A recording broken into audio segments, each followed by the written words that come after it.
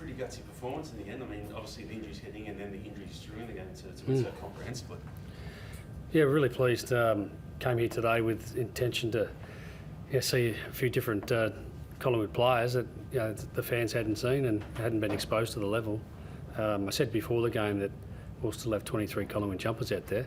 Just want to look really connected and really pleased for that part. That young guys getting opportunities that they've been craving for, and then they jump at it. And you look at Reef and Finn, kicking 3 goals each, and Joey Richards looks like he's more than capable of play at the level, which we thought, based on his form. But still, you've got to go execute. We're really pleased. Is it the biggest outcome of the last 2 games when you include Lockie Sullivan? Do you feel like you've got a much deeper squad than you maybe did a fortnight ago? Yeah, and then that's what this competition forces you to do.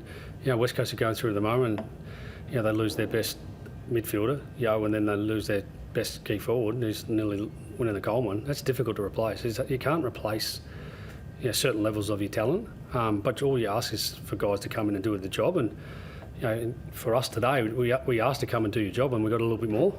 That won't always be the case, but all those guys come in and impacted the game, which is really pleasing. They did, but you had to throw Jeremy forward, then you lose him. Yeah. What do you do now? Yeah. Well, this is it, isn't it? Like, you're hoping. Well, I'll just probably go back to just on the development side. I want to give credit to our development team: Josh Fraser, Andy Otten, Nev Jetta, and Chloe McMillan, and these and Harmit Singh. They're doing a fantastic job. Right now they're copying at a VFL level. The VFL are struggling because they've got there's a flow-on effect, but they've done an incredible job to get these young players ready to perform. That's career ownership, but the getting the players ready, setting them up to succeed is awesome. So well done to our team. The forward line was obviously drastically different today, and the way it looked, and you still managed to produce 10 individual goals.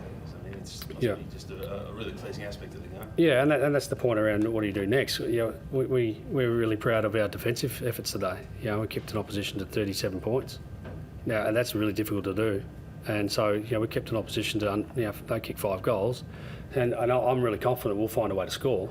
What that equates to, who knows? We had 10 individual goal kicks this week, and we've had that over time. We're not a forward line that's relied on someone kicking 5 or 6 goals. That just hasn't been our story. It may not be our story. But we'll find a way to score through a good system. If we had a way to score through centre clearances, which was some sort of record today. Is it? Yeah, okay. No, well, the centre bounces going in the game, Hayden Skipworth, we learnt some good lessons against the Bombers. We got smashed around that phase, and the next 2 weeks we're really positive around what that looks like. They're one of the best centre bounce clearance scoring teams in the comp going into this game, so we knew that was a big part of the game. You talk about the younger players and what it means for them showing depth, but what does it actually add as far as energy? Yeah. Well, certainly when they kick your first goal, it provides an enormous amount of energy, not only for the players but all of our staff. There's an excitement about youth. There is. When you're young, bring energy. When you're old, try to bring energy. We saw Steele go to half-back today. Looked really lively and, did some really nice things for us. So, this is a long competition, a long year, and along the journey you find out about yourself. Every team's going to go through some form of injury management, and this is what comes next, is the important part. Just on the injuries, what's the early sense with Harvey Harrison, Jeremy Howe? Yeah, Howe's got a adductor strain. Not major, but he's likely to miss a game or 2. I don't know, but he's unlikely to play in the coming weeks. Harvey rolled his ankle, just a standard sprain. We'll get a 6-day break, unlikely to play, but you never know. We'll see how that progresses. And did Jack have a concussion? Yeah, Jack got concussion, and a young lad comes in, he's got his second opportunity. He looked really at home. He did some nice things for us. Took a nice mark, did other little things. So there's some comfort in knowing that there's some trustworthy guys waiting to get their opportunity. Just on to touch on defensively, you said before that it's the first time it's actually played. Yeah. What was the discussion like before that? Yeah, it was good. 318 games and never played back. New trick. Yeah, well, it's and funnily enough, it's 20 metres further down the ground than what he normally plays. Yeah. He helps our back line out a lot. At stoppages, helps our back line out. He's a smart player, and he can read the play really well, and he was really important today. I'm looking forward to watching the replay of all the things that I saw live, and it's exciting for him.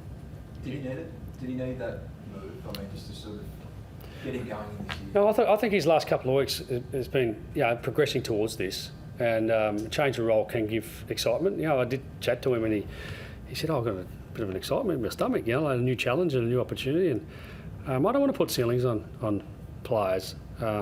This game will, you're too old or you're too slow. Why would we? Just get better. Today was better than potentially he's ever been. Clearly, as a back, he's never done it. So, will that prolong his career? I'm not sure, but it's certainly a good step towards it. Does the injuries alter how you might have managed some of those players? Like off a 6-day break earlier in the year, you had a couple of short breaks, and you wondered about playing the older players through that period. Does this sort of force your hand a bit? We've been pretty deliberate in what we want in terms of you see early in the season resting some of our players or managing. We had a plan to do the same now. I think we've got a couple or 3 6-day breaks coming. So we're pretty deliberate, whether it's game time, whether it's training loads, whether it's resting. We've been forced a bit. Geordie's forced and Tom Mitchell forced. These things are in front of us we can't control. But there is an intent to look after our players. It's a long year. Dacos and Chris once again led from the front and the middle with those guys out. Yeah. Must be really proud of their performances. Yeah, Jack in particular. Jack. That's Jack's best game by far. Everything that we want of Jack, he was there. High run, inside 50s, led inside 50s, high pressure, second highest on the ground. And then there's Nick. I think they tried to tag him in the second half, and he's just such an incredible worker. Again, he led tackles for us, and he led contested positions, 17 contested possessions. Apparently, he gets the easy ball. Back to Richards and McRae. I mean, they were impactful when the game was up for grabs in the first half. It wasn't like they were really in them. Think of it, weren't they? Yeah, and you can only look above the level of VFL, and then you get your chance, and then he gets his chance. I'm talking about Joey, and he was the highest pressure player on the ground in your first game, and set up many goals.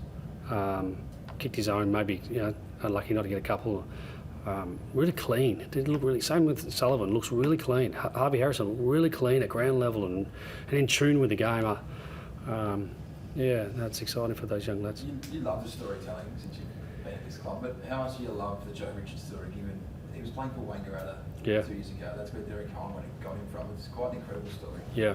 I remember Decker telling me about him, and he got this kid from Shep, and I think half the Shep was here today watching, and he's been a guy that you could tell that was coming, but it was early days. I'm talking last year. It's like, oh, okay, yeah, maybe, but this year it's been like, okay, this guy looks too good for VFL, and then he looks ready to play AFL. We've got a pretty good array of small forwards, Bo McRae, Lockie Sullivan, and Bobby Hill. It's hard to go past those guys, but all of a sudden the opportunities present. You go, okay, we've got one more that can do all the things that we need when we need them. What's he done to improve himself since he's arrived? Physically, he looks stronger. Come back after pre-season, looked like a strong young man, and then role compliance, diligence. We have a development player of the month. He won it in April for doing all the things that make you want to get better every day. You don't fluke this stuff. I say that regularly. You turn up here, you can hope that you play well, but sometimes you come here with great belief because you've done the work. You got Schultz at least back next week. Anyone else? We're hoping. There's still some time to play, but Geordie and Tom will be a race to the line, but there's some chance at this stage. Jamie, we're going to get an update on Jamie. We'll probably release that early this week. There's just some stuff that's been grumbling, so it might be a bit more than 1 week. And Bo McRae, he won't be available next week. He hasn't come up in the protocols in enough time, so he'll miss another week, but likely the week after. Thanks, guys.